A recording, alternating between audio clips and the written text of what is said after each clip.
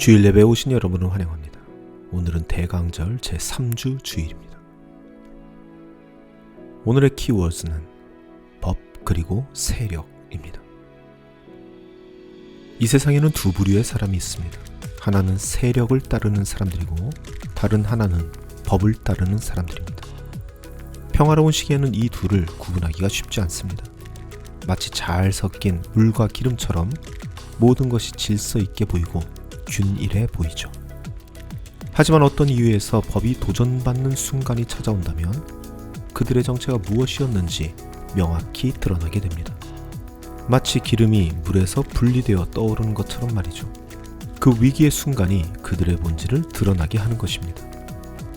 2000년 전 예루살렘의 한 법정에 평범해 보이는 한 남성이 서게 됩니다.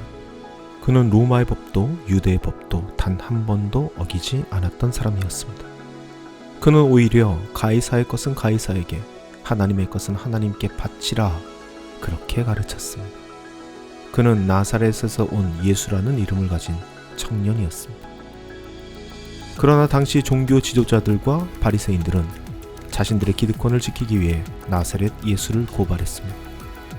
법정에서 그들은 우리에게는 법이 있고 그 법대로 하면 그는 마땅히 죽어야 합니다 라고 외쳤습니다. 그들은 법을 이야기했지만 실상은 자신들의 세력을 지키기 위해 법을 왜곡하고 있었습니다. 총독 빌라도는 나는 이 사람에게서 아무 죄도 찾지 못하였노라 이렇게 선언합니다. 법적으로는 아무런 사형 사유가 없었던 것입니다. 그러나 빌라도도 결국 세력을 쫓는 자들의 압박을 이기지 못하고 이렇게 말하게 됩니다. 내가 너희 왕을 십자가에 못 박으랴. 그 말에 대제사장들은 이렇게 화답합니다. 우리에게는 가이사 외에는 왕이 없나이다. 자신들이 그토록 증오하던 로마 황제를 왕으로 인정하면서까지 그들은 결국 자신의 세력을 지키려 하였습니다. 여러분, 이것은 단순한 종교적 사건에 그치지 않습니다. 이는 인류 역사에서 반복되어 온 보편적 진실을 보여줍니다. 진정한 법치주의는 단순히 법이라는 이름을 내세우는 것이 아닙니다. 진정한 법치주의란 정의와 진리라는 보편적 가치를 수호하는 것입니다. 지금 우리는 법치주의가 위협받는 시대에 살아가고 있습니다. 심지어 상위법의 최상단에 위치한 헌법이 위협받고 있는 시대에 살고 있습니다. 놀라운 것은 그 법을 위협하는 사람들이 법을 제정하거나 법을 집행하는 사람들이라는 것입니다. 그들의 정체가 드러나고 있다는 것입니다. 마치 기름이 물에서 분리되는 것처럼 말이죠. 법이라는 이름 뒤에 숨어 있지만 실질적으로는 법이 아닌 세력을 따르던 이들이었다는 것이 증명되고 있습니다. 그리고 이러한 풍경은 사실 우리가 몸담고 있는 이 교회 안에서 오래전부터 보여졌던 풍경입니다. 오늘 우리는 우리들 주변에서 여전히 도사리고 있는 세력을 쫓는 자들이 누구인지를, 그들은 어떠한 습성을 가졌으며 어떠한 행동 패턴으로 움직이고 있는지를 다 같이 살펴보려 합니다. 하나님은 믿지만 사랑이라는 하나님의 계명을 지키지 않는 자들, 그들의 실태를 고발하려 합니다. 다 같이 기도하시겠습니다. 사랑과 은혜의 주님, 법이 위협받고 있는 시대, 교회도 예외는 아닐 겁니다. 이 세상의 각종 세력과 힘들이 자신들의 세상의 법도 무너뜨리고 이제는 하나님 나라의 교회의 법도 무너뜨리고 있습니다. 오늘 이 예배의 시간, 그 무너짐의 아픔을 공유하게 하여 주시고 지키고 수호하고 종국에는 다시 세울 수 있다는 희망을 품을 수 있는 복된 예배의 시간이 될 수 있도록 인도하소서. 오늘 바쳐지는 이 시간과 예물에도 축복하여 주시고 이 모든 것들이 이웃사랑에 온전히 사용되게 하여 주옵소서. 예수님의 이름으로 기도드립니다. 아멘. 시국이 시국인 만큼 최근 저의 정치적 견해를 궁금해하시는 분들이 덜어 생기는 것 같습니다.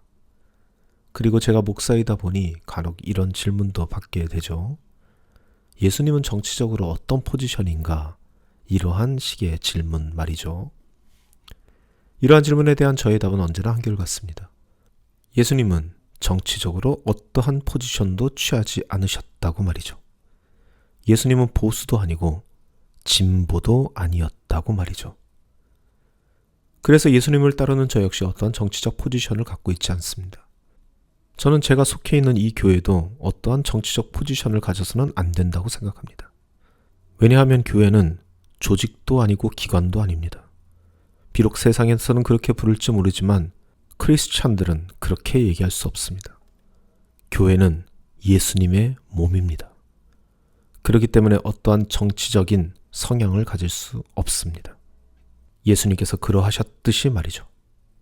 물론 이 세상에는 저를 보고 진보라, 빨갱이라 손가락질을 하는 사람이 있습니다. 실용성을 따지는 보수 아니냐라며 의심하는 사람들도 있습니다. 그건 그들만의 생각입니다. 저는 어떠한 정치적인 색깔을 띠고 있지 않으며 그 색깔을 가지고 싶은 생각조차 없습니다. 저의 말이 진보적으로 들릴 수도 있습니다. 저의 행동이 보수적으로 비춰질 수도 있죠. 하지만 제가 그렇게 보이는 것은 제가 어떠한 정치적인 색깔을 가지고 있기 때문에 그렇게 보여지는 것이 아닙니다. 사람들이 저를 그렇게 본다면 그것은 제 문제가 아니라 정치 색깔을 가지고 저를 바라보는 그 사람의 생각이 문제입니다. 저는 그들이 왜 그렇게 생각하는지 압니다. 그들이 가지고 있는 기준이 세력이기 때문입니다. 좌파, 우파 이렇게 얘기하는 그 세력들 말이죠. 성경을 볼 때도 마찬가지입니다. 사람들은 자신이 가지고 있는 그 성향대로 성경을 보는 경향이 있습니다. 즉 같은 사건과 같은 말씀이라도 진보가 보면 진보스럽게 해석이 되고 보수가 보면 보수스럽게 해석이 되는 것이죠. 완전히 잘못된 방법으로 성경을 보고 있기 때문입니다. 세력에 관심이 많고 그 세력을 따르는 사람들이 성경을 읽고 해석하기 때문입니다. 분명 성경에 기록된 예수님의 말씀과 그리고 예수님의 행동들은 진보적으로 보일 수 있고 보수적으로 보일 수 있습니다. 하지만 우리는 이 사실을 알고 있어야 합니다. 예수님께서는 당신의 사역 기간 내내 특정 정치 세력과 연대하지 않으셨다는 것을 말이죠. 당신은 로마 제국과 대항하는 열심당원들이 있었습니다. 그리고 바리새인과 사두개인 등 종교 권력을 가지고 있는 사람들도 있었죠. 하지만 그 어떤 누구와도 예수님께서는 정치적 동맹을 맺지 않으셨습니다. 왜 그러셨을까요? 예수님은 세력을 따르는 분이 아니셨기 때문입니다. 예수님께서는 법을 따르는 분이셨기 때문입니다. 그저 법을 따르고 있는 그 예수님의 모습이 세력을 따르는 사람들의 눈에는 진보적으로 때로는 보수적으로 보여지고 있을 뿐이었다는 것이죠.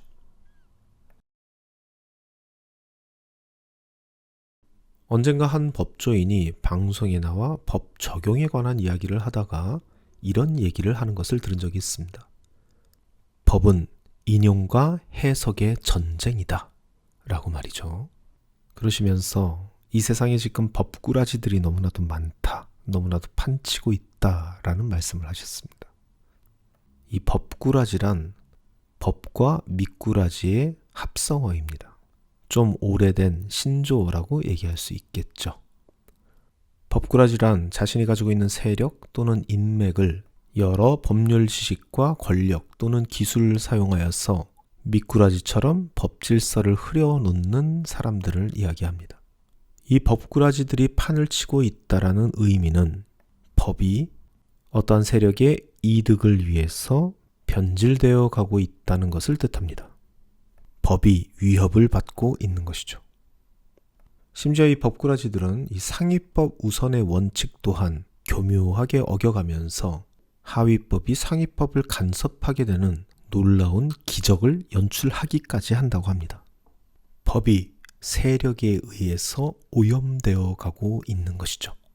세력을 쫓는 사람들에 의해서 말이죠. 상위법 중 최고 존엄은 헌법입니다. 헌법은 국가의 기본 법칙입니다. 국가를 조직하고 국가를 운영하는 최고의 규범입니다. 그 법조인의 말을 감안한다면, 그 법꾸라지들을 가만히 내버려 둔다면 언젠가는 상위법 중 최고 존엄인 헌법까지 하위법의 간섭을 받게 되는 날이 올지도 모른다는 것이죠. 그런데 이러한 현상은 목사인 저에게 그렇게까지 생소하게 보이지만은 않습니다. 왜냐하면 이 교회는 꽤나 오래전부터 하위법이 상위법을 간섭해온 역사를 가지고 있기 때문입니다. 저는 교회 안에서 이 성경의 권위보다 교단의 교리가 더 우선되는 모습들을 너무나도 많이 목격해 왔습니다. 심지어 최근에는 한 교회의 내규가 교리와 성경보다 더 우선이 되는 모습들을 보게 되었습니다. 그러한 현상이 너무나도 오래 지속된 나머지 지금 현대 교회는 중요하지 않은 것이 중요한 것이 되어버렸고 너무나도 중요한 것들이 그 중요함의 가치를 잃어버리게 되었습니다. 예수님께서는 그리스도인들에게 헌법이라는 것은 바로 이런 것이다 라는 것을 명시해주고 계십니다. 마태복음 22장 37절로부터 40절 말씀입니다. 그리스도인들의 헌법은 바로 하나님을 사랑하고 이웃을 내 몸과 같이 사랑하는 것입니다. 이것이 그리스도인들에게 상위법 중 최고 존엄인 헌법이 되는 것입니다. 하지만 지금의 교회를 살펴봅시다. 과연 이 헌법이 얼마나 중요하게 취급되고 있는지를 말이죠. 하나님을 사랑하기 때문에 그의 말씀에 순종하고 그의 법을 준행하려 하기보다 일주일에 몇 번 드리지 않는 예배로 대신하려 합니다. 이웃을 내 몸과 같이 사랑하라 했더니 마치 바리새인 마냥 누가 내 이웃일까를 두리번거리다가 교우들끼리 서로 친교를 나누며 서로를 손대접하는 것 정도가 이웃 사랑이겠거니 하면서 실제로 이 세상에 나가 이웃이 되어주는 것은 전혀 하지 못하는 예수님께서 주신 이 위대한 헌법이 교회와 교인들의 세력을 유지하기 위한 하나의 도구로 전락해버리는 그런 현상이 일어난 지 너무나도 오래되어 버렸습니다. 오늘 우리가 본문으로 채택한 마태복음 5장에서 예수님께서는 이렇게 말씀하십니다. 내가 율법이나 선지자를 폐하려 온 줄로 생각하지 말아라 라고 말이죠. 예수님께서 이렇게 말씀하신 이유는 이 사람들이 지금 예수님께서 율법이나 선지자를 폐하고 있다라고 생각하고 있기 때문입니다. 예수님께서 보이시는 이 파격적인 행보 때문에 말이죠. 안식일 규정을 어기고 밀 이삭을 잘라 먹던가 안식일에 병자를 고친다던가 하는 이러한 예수님의 파격적인 행보는 당시 유대인들에게 있어 마치 율법을 부수는 것처럼 보여졌던 것입니다. 하지만 예수님께서는 분명히 이렇게 말씀하십니다. 나는 율법을 완전하게 하려 왔다라고 말이죠. 완전하게 하려 왔다라고 말씀하시면서 안식일 규정을 어기시는 이유는 그들이 가지고 있는 그 안식일 규정이 하나님을 사랑하고 그 이웃을 사랑하라는 그 상위법에 어긋나 있었기 때문입니다. 그들이 율법을 재해석해서 만들어 놓은 그 수많은 조항들은 당시 율법을 담당하고 있었던 바리새인들에 의해서 그 바리새인이라는 법꾸라지들에 의해서 오염되어져 버린 법들이기 때문에 그 모든 것들을 폐하고 사랑으로 재해석하여 다시 세우는 것, 그것이 바로 그 율법을 완전하게 하는 것이라는 겁니다. 우리는 생각해야 합니다. 지금 우리가 이 교회 안에서 향유하고 있는 그 수많은 법들은 과연 괜찮은 것인가? 나는 과연 지금 하나님의 말씀에 의지하여 살아가는가? 아니면 목사의 설교에 의지하여 살아가고 있는가? 나는 과연 하나님을 사랑하기 때문에 그의 말씀을 준행하고 그의 뜻에 순종하고 살아가고 있는가? 아니면 그냥 예배 한번 잘 드리고 나면 끝이지 라고 생각하고 살아가고 있는가? 내가 하나님 앞에 나아가 나의 마음을 쏟으며 깊은 기도와 교제의 시간을 나누고 있는가? 아니면 내가 마땅히 해야 될 그 기도를 목사나 사역자들에게 위탁하고 있지 않은가? 이 세상에 나가 내가 이 세상의 이웃이 되어주기보다 같은 교회, 같은 또래 친구들이랑 어울리면서 서로 상부상조하는 것을 이웃사랑이라 말하고 있지 않은가? 만일 이러한 것에 하나라도 걸리는 것이 있다면 저는 단언할 수 있습니다. 지금 이 길을 가고 있는 그들은 하나님 나라의 법꾸라지가 되어가는 중이라고 말이죠. 하나님의 법을 중요하게 생각하는 사람이 아니라 하나님을 따른다고 착각하는 세력을 중요하게 여기는 사람들. 결국 언젠가는 하나님의 법을 파괴해 버리게 되는 사람들. 그런 사람들이 바로 위기가 닥쳤을 때 드러나게 되는 세력을 따르는 사람들이라는 것입니다. 그런 사람들은 법을 따르는 것이 아니라 세력을 따르는 사람들이기 때문에 결과적으로는 다음과 같은 최후를 맞이하게 됩니다. 마태복음 7장 말씀입니다. 좁은 문으로 들어가라. 멸망으로 이끄는 문은 넓고 그 길이 널찍하여 그리로 들어가는 사람이 많다. 세력을 따라 사람을 따라 들어갔던 그 문, 그 문이 닿아 있는 종착지는 멸망입니다.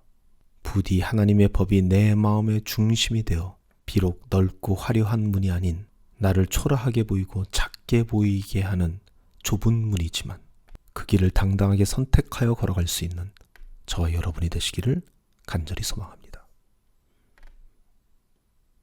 우리의 삶의 주권자가 되시는 하나님 아버지, 주님께서 우리에게 주신 그 위대한 법, 사랑하라 말씀하신 하나님 나라의 헌법이 우리들의 삶의 기준이 되게 하여 주옵소서.